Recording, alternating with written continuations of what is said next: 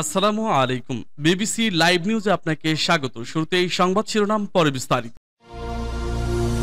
নারায়ে তাকবীর, আল্লাহু আকবার, আল্লাহু আকবার। পূর্ণ স্বাধীনতা পাচ্ছে ফিলিস্তিন। বিজয়ের হাসি যেন এক টুকরো সোনালী রঙিন মাখা এক সৌন্দর্যের পাখির সমতুল্য। তাদের হাসি দেখে মনে হচ্ছে গোটা মুসলিম বিশ্বের বিজয় যেন অন্তরে ত্বরান্বিত হচ্ছে। গোটা বিশ্ব এখন বিজয় দেখছে, ভেসে উঠছে বিজয়ের ধ্বনি। দর্শক, এ নিয়ে থাকছে বিস্তারিত ডেস্ক রিপোর্টে। আরো জানিয়ে দিব, মার্কিন F-35 বিধ্বস্ত। কি ঘটছে ভেতরে? F-35 এর দাদাগিরি শেষ। চোখে মুখে অন্ধকার দেখছে দখলদার বিশ্ব সাম্রাজ্যবাদী মোড়লের হাতে হেরিকান মার্কিন প্রেসিডেন্ট ডোনাল্ড ট্রাম্পের। এনে থাকছে বিস্তারিত ডেস্ক রিপোর্টে। এরপর জানিয়ে দিব, আল্লাহু আকবার, ইয়েমেনি ড্রোনে ইসরায়েলের তেল আবিব, আশকালান ও নেঘেবে বিস্ফোরণ। মহাবিপদে এবার দখলদার ইহুদিবাদী ইসরায়েল। দর্শক, শুনছিলেন এতক্ষণ সংবাদ শিরোনাম, এরপর বিস্তারিত। তবে তার আগে অনুরোধ থাকবে ভিডিওটিতে একটি লাইক এবং কমেন্টস করে জানিয়ে দিন আজকের এই ভিডিও সম্পর্কে আপনার মূল্যবান মতামত। আর অবশ্যই এই ভিডিওটি আপনার ফেসবুক সোশ্যাল মিডিয়ায় শেয়ার দিয়ে ছড়িয়ে দিন। আর জানিয়ে দিন আপনি কোন জেলা থেকে বা কোথা থেকে আমাদের সংবাদটি শুনছেন এবং দেখছেন। অনুরোধ থাকবে, আপনি যদি আমাদের এই চ্যানেলটিতে নতুন হয়ে থাকেন তাহলে অবশ্যই চ্যানেলটি সাবস্ক্রাইব করে পরবর্তী আপডেট সংবাদ পেতে চোখ রাখুন বিবিসি লাইভ নিউজে। নারায়ে তাকবীর, আল্লাহু আকবার, আল্লাহু আকবার। বিজয় হোক গোটা মুসলিম বিশ্বের, জয় হোক ফিলিস্তিনের। গাজায় হামলা বন্ধ না করলেও নানা দিক থেকে নানা চাপে আছে দখলদার ইহুদিবাদী ইসরায়েল। এবার দখলদার ইসরায়েলের দিক থেকে মুখ ফিরিয়ে নিল তার মিত্ররাই। গাজায় যুদ্ধবিরতির আহ্বান জানানোর পরও ফ্রান্সের মতো মৃত্যুদের কথা গায়ে মাখছিল না দখলদার ইসরায়েল। আমেরিকার আশকারা পেয়ে গাজায় ধ্বংসযজ্ঞের খেলায় মেতে উঠেছিল তারা। কিন্তু ইসরায়েলের এমন কর্মকাণ্ডে বরাবর চরম বিরক্তি দেখিয়ে এসেছে ফ্রান্স। গাজায় ক্ষুধার্ত মানুষের পক্ষে সমর্থন জানিয়ে বারবার যুদ্ধবিরতির আহ্বান জানিয়েছে দেশটি। এরপর ইসরায়েলকে হুঁশিয়ারি দেয়, ইসরায়েল যুদ্ধ বন্ধ না করলে জাতিসংঘ অধিবেশনে ফিলিস্তিনকে স্বাধীন দেশ হিসেবে স্বীকৃতি দেবে তারা। তবে ফ্রান্সের এমন হুঁশিয়ারি গায়ে মাখেনি ইসরায়েল। গাজায় নির্বিচারে গণহত্যা চালিয়েই যাচ্ছে। এই পরিস্থিতিতে অস্ট্রেলিয়া, কানাডা সহ 15টি দেশকে নিয়ে এক ঐতিহাসিক যৌথ ঘোষণাপত্রে সই করেছে ফ্রান্স। ইসরায়েলের জন্য যা এক বিশাল ধাক্কা। এই ঘোষণাপত্রে গাজায় অবিলম্বে যুদ্ধবিরতি এবং ফিলিস্তিনিদের একটি স্বাধীন রাষ্ট্র হিসেবে স্বীকৃতি দিয়ে দ্বিরাষ্ট্রীয় সমাধানের জন্য নতুন করে আন্তর্জাতিক চাপ সৃষ্টির আহ্বান জানানো হয়েছে।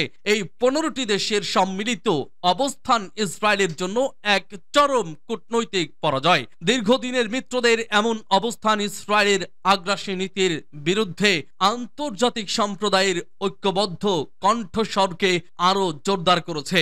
গাজার নিরপরাধ মানুষের দুর্দশার ফলে ইসরায়েলের বিরুদ্ধে বিশ্বব্যাপী প্রতিবাদ উঠতে শুরু করেছে।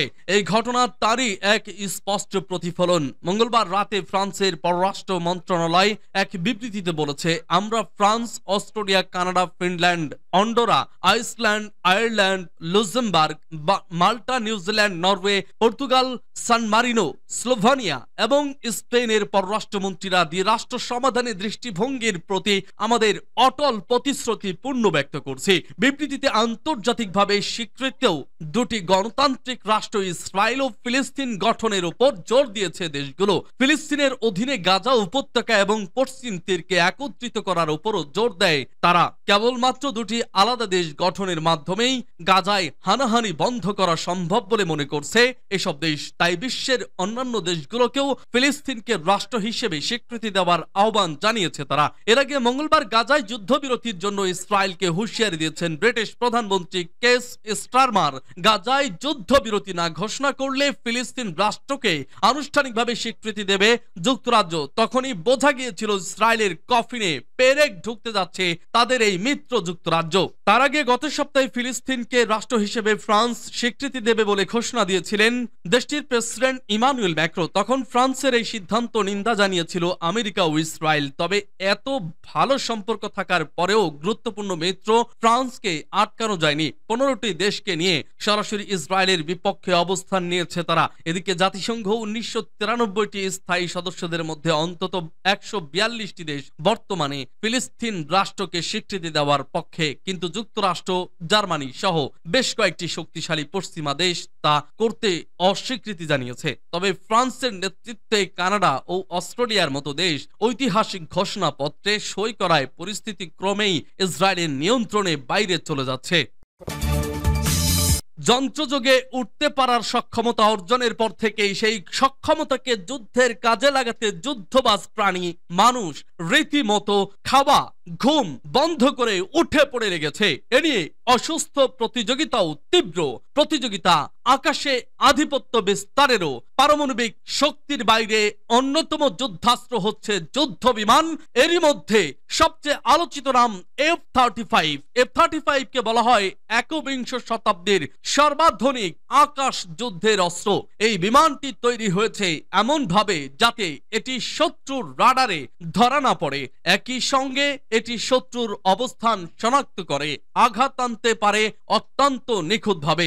F-35 যুদ্ধ বিমানের মূল ক্ষমতাগুলো এক নজরে দেখা যাক। এর সর্বোচ্চ গতিবেগ ঘন্টায় প্রায় 1900 কিলোমিটার, জ্বালানি ধারণ ক্ষমতা প্রায় 17,000 কেজি। এটি অস্ত্র বহন করতে পারে 8,000 কেজিরও বেশি।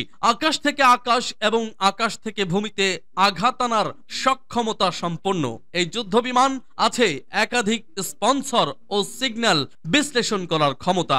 এই বিমানের চালক তার বিশেষ হেলমেটের মাধ্যমে পুরো যুদ্ধক্ষেত্রে চিত্র স্পষ্টভাবে দেখতে পারেন এবং বিমান পরিচালনার পাশাপাশি শত্রু বিমানের গতিপথ ও অবস্থানও নির্ধারণ করতে পারেন। বলা যায় এটি একাধারে আক্রমণ, নজরদারি এবং ইলেকট্রনিক যুদ্ধ পরিচালনায় সক্ষম। এই কথিত মহাপরাক্রমশালী যুদ্ধ বিমান এবার ধরাশায়ী। যুক্তরাষ্ট্রের নৌবাহিনী বিমান ঘাঁটি লেমুরের কাছাকাছি জায়গায় এটি F-35C যুদ্ধ বিমান বিধ্বস্ত হয়েছে 31 জুলাই বৃহস্পতিবার। এই তথ্য জানিয়েছে মার্কিন সংবাদ মাধ্যমগুলো। ক্যালিফোর্নিয়া অঙ্গরাজ্য বুধবারের এই দুর্ঘটনার বিষয়টি নিশ্চিত করেছে যুক্তরাষ্ট্রের নৌবাহিনী। লেমুর বিমান ঘাঁটির পক্ষ থেকে প্রকাশিত বিবৃতিতে বলা হয়েছে যুদ্ধ বিমান বিধ্বস্ত হওয়ার আগেই পাইলট সফলভাবেই বেরিয়ে যেতে সক্ষম হন। তিনি নিরাপদে আছেন। এই দুর্ঘটনায় কেউ হতাহত হননি। বিবৃতিতে আরো বলা হয় VFA 125 রাফ রেডার স্কোয়াড্রনের এটি F-35 যুদ্ধ বিমান লেমুর বিমান ঘাটের কাছে বিধ্বস্ত হয়। দুর্ঘটনার কারণ জানতে তদন্ত চলছে বলেও বিবৃতিতে উল্লেখ করা হয়েছে। নেভাল এয়ার স্টেশন লেমুর ফ্রেস শহর থেকে প্রায় 64 কিলোমিটার দক্ষিণ পশ্চিমে অবস্থিত। লেমুর মার্কিন নৌবাহিনীর একটি প্রধান বিমান ঘাঁটি, যেখানে বহু FA সুপার হর্নেট ও F-35C মডেলের যুদ্ধ বিমান মোতায়েন রয়েছে। নৌবাহিনী এখন ব্ল্যাক বক্স ও অন্যান্য ফ্লাইট ডেটা বিশ্লেষণ করে দুর্ঘটনার সঠিক কারণ খুঁজে বের করার চেষ্টা করছে। প্রাথমিকভাবে ধারণা করা হচ্ছে টেকনিক্যাল গ্লেজ এই দুর্ঘটনার কারণ হতে পারে, তবে আনুষ্ঠানিকভাবে কিছু জানাতে আরো সময় লাগবে। এই ঘটনায় মার্কিন প্রতিরক্ষা মহলের মধ্যে F-35 এর সুরক্ষার প্রোটোকল নিয়ে নতুন করে আলোচনা শুরু হয়েছে।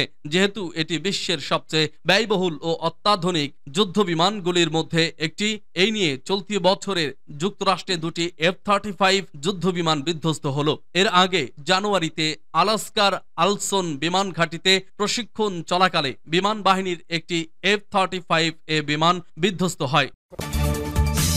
তীব্র গর্জনে আকাশ কাঁপল। কেউ বুঝে ওঠার আগেই ইসরায়েলের অভ্যন্তরে 3টি ভিন্ন স্থানে আঘাত আনলো একের পর এক ড্রোন। কোথা থেকে আসছে এই আঘাত? নামটা এখন সকলের জানা, ইয়েমেন সশস্ত্র বাহিনীর হুতি। বুধবার রাতে বাহিনীর মুখপাত্র ব্রিগেডিয়ার জেনারেল ইয়াহিয়া সারি এক বিবৃতিতে জানান, ইসরায়েল অধিকৃত অঞ্চলের 3টি গুরুত্বপূর্ণ স্থানে ড্রোন হামলা চালানো হয়েছে। এই হামলায় ইসরায়েলের গাজা আক্রমণের জবাব হিসেবে এসেছে। প্রথম হামলাটি হয় তেল আবিবে, যেখানে দুটি ড্রোন পাঠানো হয় এক সংবেদনশীল লক্ষ্যবস্তুর দিকে। দ্বিতীয় হামলায় আশকালনের একটি সামরিক স্থাপনাকে লক্ষ্য করে আরও দুটি ড্রোন ব্যবহৃত হয়। শেষ হামলাটি হয় নেঘেব মরুভূমিতে একটি সামরিক অবস্থানের ওপর, যেখানে একটি ড্রোন ব্যবহার করা হয়। ইয়াহিয়া সারি বলেন, আল্লাহর কৃপায় সবগুলো মিশন সফলভাবে সম্পন্ন হয়েছে। তিনি আরো বলেন, এই হামলাগুলো নিপীড়িত ফিলিস্তিনি জনগণ ও তাদের প্রতিরোধ যোদ্ধাদের বিজয়ের জন্য। গাজায় ইসরায়েলি গণহত্যার বিরুদ্ধে আমাদের জবাব এই হামলার মাধ্যমে ইয়েমেন আবারও পরিষ্কার করে জানিয়ে দিল, তারা শুধু কথা বলবে না, কার্যকর প্রতিক্রিয়া দেখাবে। ইয়াহিয়া সারির ভাষায়, আমাদের অভিযান থামবে না যতক্ষণ না গাজার ওপর ইসরায়েলি আগ্রাসন বন্ধ হয় এবং অবরোধ তুলে নেওয়া হয়। ইসরায়েল প্রতিরক্ষা বাহিনী যদিও এই হামলার বিষয়ে আনুষ্ঠানিক কোনো বিবৃতি দেয়নি এখনো, তবে তেল আবিব ও আশকালান এলাকার স্থানীয় গণমাধ্যমের তথ্য বিস্ফোরণের শব্দ এবং অস্থিরতার খবর পাওয়া গেছে এবং লোকজন আশ্রয় কেন্দ্রে ছুটে যায়। গাজা সংকট যখন চূড়ান্ত পর্যায়ে, তখন ইয়েমেন ড্রোনের এই আঘাত ইসরায়েলের জন্য এক নতুন চাপ সৃষ্টি করলো। এই ঘটনার মধ্য দিয়ে আরো একবার স্পষ্ট হলো, গাজা শুধু ফিলিস্তিনের নয়, এটি এখন মুসলিম বিশ্বের হৃদয়ের যুদ্ধক্ষেত্র। ইয়েমেনের এই ঘোষিত ধারাবাহিক প্রতিক্রিয়া প্রমাণ করেছে, গাজার বুকে যে আগুন জ্বলেছে তা মধ্যপ্রাচ্যের আরো অনেক দেশে ছড়িয়ে পড়তে পারে।